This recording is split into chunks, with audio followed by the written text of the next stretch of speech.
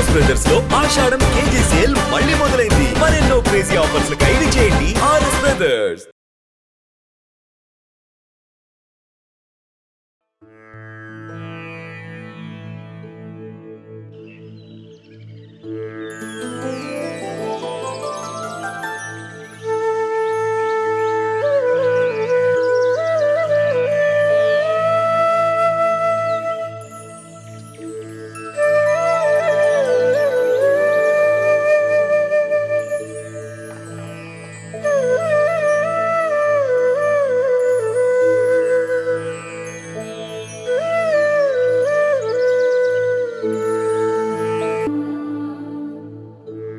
तव सुप्रभातमरविन्दलोचने भवतु प्रसन्नमुखचन्द्रमण्डले विधिशङ्करेन्द्रवनिताभिरर्चिते वृषशैलनाथदयिते दयानिधे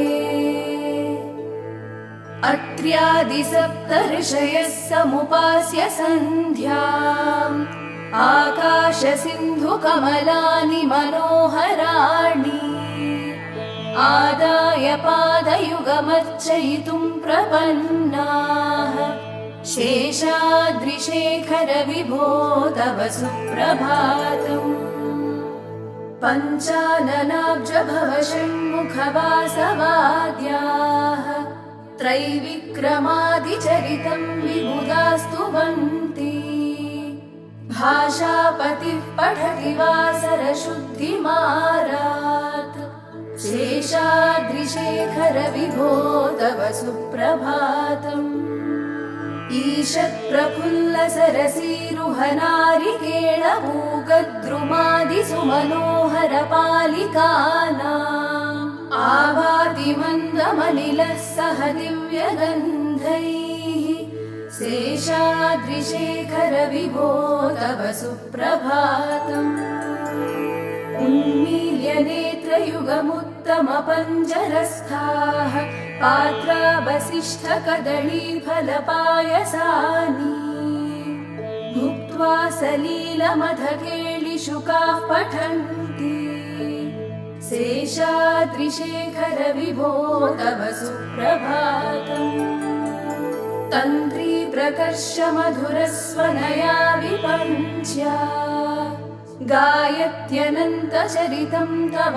नारदोऽपि भाषा समग्रमसकृत्करचारुरम्यम् शेषाद्रिशेखर विभो तव सुप्रभातम् भृङ्गावळी च मकरन्दरसानुविद्ध झङ्कारगीतनिनदैः सह सेवनाय निर्यात्युपान्तसरसी कमलोदरेभ्यः शेषाद्रिशेखर विभो तव सुप्रभातम् योषागणेन वरदध्निविमध्यमाने घोषालयेषु दधिमन्थन तीव्रघोषाः रोषाकलिं विदधते ककुभश्च कुम्भाः शेषाद्रिशेखर विभो तव सुप्रभातम्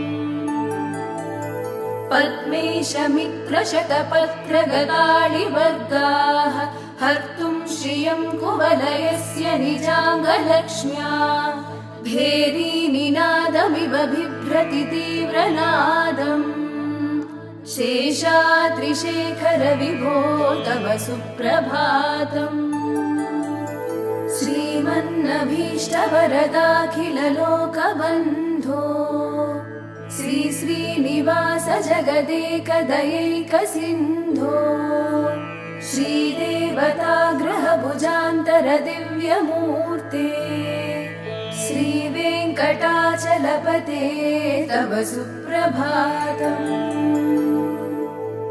श्रीस्वामि पुष्करिणिकाप्लवनिर्मलाङ्गाः श्रेयोर्धिनो हरविरिञ्चि सनन्दनाद्याः द्वारे वसन्ति वरनेत्रहतोत्तमाङ्गाः श्रीवेङ्कटाचलपते। 「 चलपते तव सुप्रभातम् श्रीशैलशैलगरुडाचल वेङ्कटाद्रि नारायणाद्रि वृषभाद्रि वृषाद्रिमुख्याम् आख्यां त्वदीयवसतेरनिशं वदन्ति श्रीवेङ्कटाचलपते तव सुप्रभातम् सेवा परा शिव सुरेश कृशानुधर्म रक्षोऽम्बुनाथ पवमान धनाधिनाथाः बद्धाञ्जलि प्रविलसन्निज शीर्षदेशाः श्रीवेङ्कटाचलपते तव सुप्रभातम् घाटीषु ते विहगराज मृगाधिराज नागाधिराज गजराज हयाधिराजाः स्वस्वाधिकारमहिमाधिकमर्दयन्ते श्रीवेङ्कटाचलपते तव सुप्रभातम् सूर्येन्दुभौमबुधवाक्पतिकाव्यशौरि स्वर्भानुकेतु दिविषत्परिषत्प्रधानाः त्वद्दासदासचरमावधिदासदासाः श्रीवेङ्कटाचलपते तव सुप्रभातम् त्वत्पादधूलिभरितस्फुरितोत्तमाङ्गाः स्वर्गापवर्गनिरपेक्ष निजान्तरङ्गाः कल्पागमाकलनयाकुलतां लभन्ते श्रीवेङ्कटाचलपते तव सुप्रभातम् त्वद्गोपुराग्रशिखराणि निरीक्षमाणाः स्वर्गापवर्गपदवीं परमां श्रयन्तः मर्त्या मनुष्यभुवने मतिमाश्रयन्ते श्रीवेङ्कटाचलपते तव सुप्रभातम् श्रीभूमिनायक दयादिगुणामृताब्धे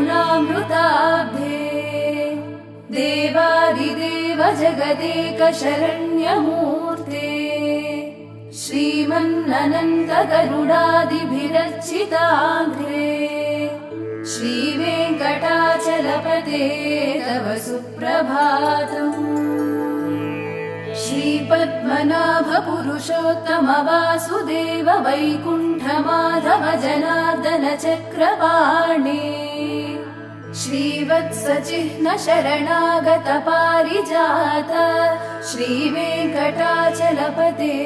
तव सुप्रभातम् कन्दर्पदर्पहर सुन्दर दिव्यमूर्ते कान्ताकुचाम्बुरुह कुट्मललोल दृष्टे कल्याण निर्मल गुणाकर दिव्यकीर्ते श्रीवेङ्कटाचलपते तव सुप्रभातम्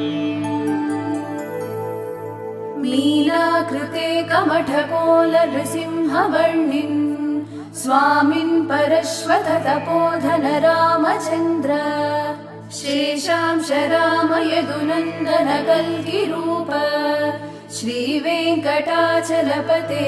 तव सुप्रभातम् येलालवङ्गघनसार सुगन्धितीर्थम् दिव्यं वियत्सरिति हेमघटेषु पूर्णम् धृत्वाद्य वैदिकशिखामणयः प्रहृष्टाः तिष्ठन्ति वेङ्कटपते तव सुप्रभातम् भास्वानुदेति विकचानि सरोरुहाणि सम्पूरयन्ति निनदैः ककुभो विहङ्गाः श्रीवैष्णवाः सततमद्भितमङ्गलास्ते धामाश्रयन्ति तव वेङ्कटसुप्रभातम् ब्रह्मादयः सुरवराः समहर्षयस्ते सन्तः सनन्दनमुखास्वदयोगिवर्याः धामान्तिके तव हि मङ्गलवस्तु हस्ताः श्रीवेङ्कटाचलपते तव सुप्रभातम् लक्ष्मीनिवास निरवद्य गुणैकसिन्धो संसारसागर समुत्तरणैकसेतो वेदान्तवेद्य निज वैभव भक्तभोग्य श्रीवेङ्कटाचलपते तव सुप्रभातम्। लक्ष्मीनिवास निरवद्य गुणैकसिन्धो संसारसागर समुत्तरणैकसेतो वेदान्तवेद्य निज वैभव भक्तभोग्य श्रीवेङ्कटाचलपते तव सुप्रभातम्। इत्थं वृषाचलपतेरिह सुप्रभातम्। ये मानवाः प्रतिदिनं पठितुं प्रवृत्ताः तेषां प्रभातसमये स्मृतिरङ्गभाजाम् प्रज्ञां वरार्धसुलभां परमां प्रसूते। इत्थं वृषाचलपतेरिह सुप्रभातम्। ये मानवाः प्रतिदिनं पठितुं प्रवृत्ताः तेषां प्रभातसमये स्मृतिरङ्गभाजाम् प्रज्ञां वरार्धसुलभां परमां प्रसूते।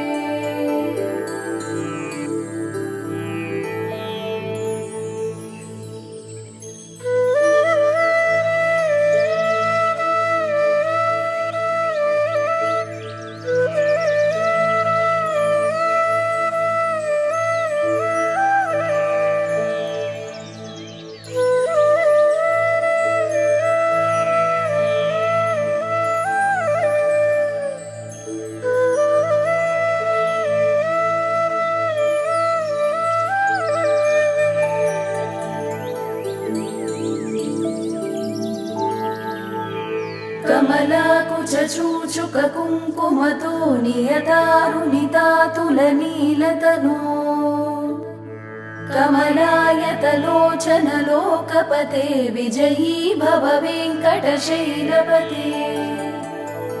सचतुर्मुख षण्मुख पञ्चमुख प्रमुखाखिल दैवतमौलिमणे शरणागत वत्सल सारनिधे परिपालय मां वृषशैलपते।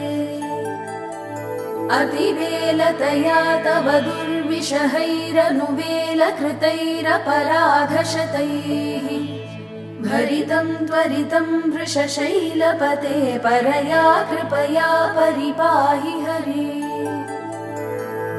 अधिवेङ्कटशैलमुदारमते जनताभिमताधिकदानरतात् परदेवतया गदितान्निगमैकमलादयिता न परं कलये। कलवेणुरवावशगोपवधूशतकोटिवृतात् स्मरकोटिसमात् प्रतिवल्लभिकाभिमतात् सुखदात् वसुदेवसुता न परं कलये। अभिरामगुणाकरदाशरथे जगदेकधनुद्धर धीरमते रघुनायक राम रमेश विभो वरदो भवदेव दयाजलधे। अवनीतनया कमनीयकरं रजनीकर चारुमुखाम्बुरुहम् रजनीचर राजतमो मिहिरं महनीयमहं रघुराममये। सुमुखं सुहृदं सुलभं सुखदं स्वनुजं च सुकाय ममोघशरम् अपहाय रघूद्वहमन्यमहं न कथञ्चन कञ्चन जातु भजे। विना वेङ्कटेशं ननाथो ननाथः सदा वेङ्कटेशं स्मरामि स्मरामि। हरे वेङ्कटेश प्रसीद प्रसीद प्रियं वेङ्कटेश प्रयच्छ प्रयच्छ। विना वेङ्कटेशं ननाथो ननाथः सदा वेङ्कटेशं स्मरामि स्मरामि। हरे वेङ्कटेश प्रसीद प्रसीद प्रियं वेङ्कटेश प्रयच्छ प्रयच्छ। अहं दूरतस्ते पदाम्भोजयुग्मं प्रणामेच्छया गत्य सेवां करोमि। सकृत्सेवया नित्यसेवाफलं त्वं प्रयच्छ प्रयच्छ प्रभो वेङ्कटेश अज्ञानिनामया दोषान् शेषान् विहितान् हरे क्षमस्वत्वं क्षमस्वत्वं शेषशैलशिखामणे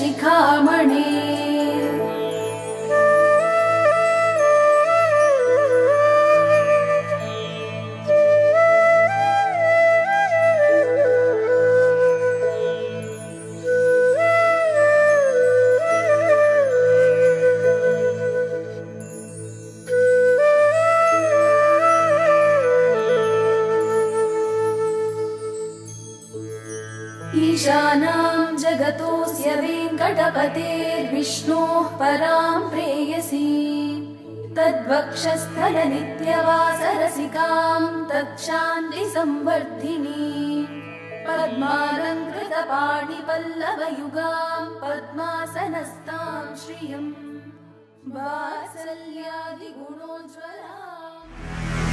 నిజంగా ప్రస్తుతం ఉన్నటువంటి సమాజం దేనికి ప్రయారిటీ ఇస్తుంది? ఆర్థిక సంబంధాల చుట్టూ మాత్రమే తిరుగుతోంది. మళ్ళీ ఎన్నికలంగానే చాలా విరక్తి కలుగుతాను. మంచి అనిపిస్తుంది కదా, లేడీస్ కూడా ఛాలెంజింగ్ జాబ్స్ చేసినప్పుడు చాలా బాగుంటది. ఫుడ్ డెలివరీ ఇవ్వటానికి వెళ్ళినటువంటి డెలివరీ బాయ్ అనిల్ పై కళ్ళ ముందు పెళ్ళండి